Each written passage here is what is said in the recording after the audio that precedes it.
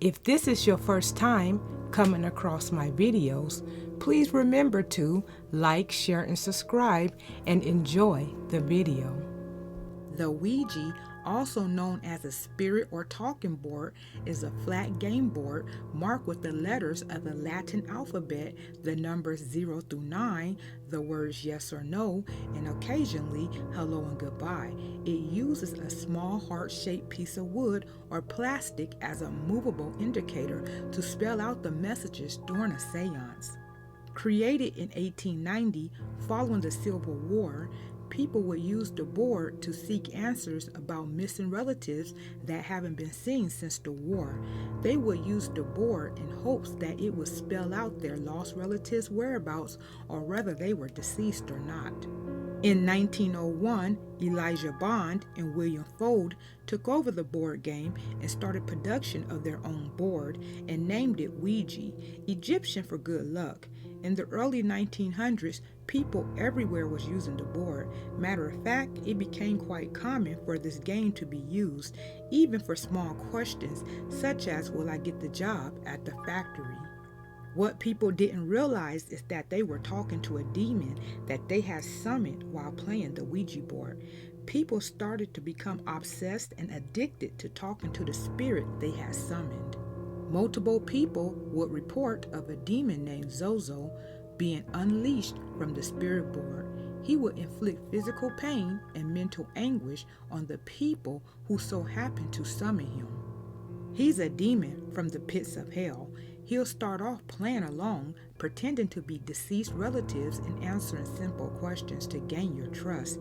Then he'll try to convince you to harm yourselves and others. The demon was aggressive and would curse you out through the board in different languages. He would slowly take over homes. People began to hear noises like footsteps upstairs, doors slamming, and glasses flying off the shelves. One person alleged that ZOZO drugged their young child down to the basement. They heard piercing screams coming from the child and was told that a demon named ZOZO drugged her there. ZOZO will also ask the players for their firstborn child. It's reports from people dating back to the mid-1800s coming in contact with the demon through the Ouija board. People started throwing the boards away after having negative experiences and realizing they weren't speaking to dead relatives but to a demon. The board brought nothing but bad luck and misfortune in their lives. In 1966, the Parker brothers bought the rights to the Ouija board. During the 60s, commercials was big because people now had televisions in their home and was watching more TV. So the Parker brothers came up with a brilliant strategy to sell these boards. They started running commercial ads with children in them, playing with the board. Spelling something. This is too weird.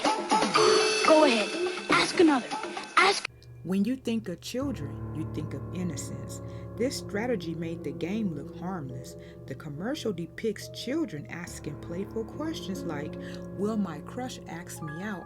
Or what will we have for dessert tonight? The marketing plot worked. The very next year, the Ouija outsold the popular Monopoly game. That's the only time any game has done that. The game became so popular that shows like I Love Lucy would feature the board in an episode. Early TV shows and movies would use the Ouija for quick gag jokes, but that will all change in 1973 with the release of The Exorcist. In the movie, a little girl is playing with the Ouija board before becoming possessed by a demon named Pazuzu. They changed the name of the demon, but we all know who they were talking about, ZOZO the demon. Allegedly, the movie was based off of real events. The demon name was changed and the actual child was a boy. People started to become afraid of the board again, now taking it serious and throwing them out. The Exorcist movie scared the living daylights out of people. By the time the 1980s came, the sales of the Ouija board had dropped. People simply was not fooling around with the board. Then in 1986, the movie Witchboard sparked people interest in the game again, especially the newer generation. By the 90s, Teens started using the game as a party favor at sleepovers and Halloween parties. Paranormal activities would start to occur at these parties, and guests would run for the hills. By the late 90s, people's interest in the game had slowed down. Retail stores stopped stocking them on the shelves. Stores like Kmart was selling them just for $5, where the game is usually priced at $25. As of today, the game is not as popular, but there are movies still being made about the Ouija board.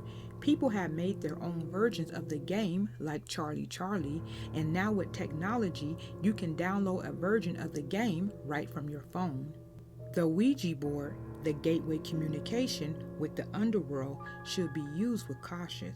This game might look innocent, but you'll never know who or what you might summon. This game should be played at your own risk.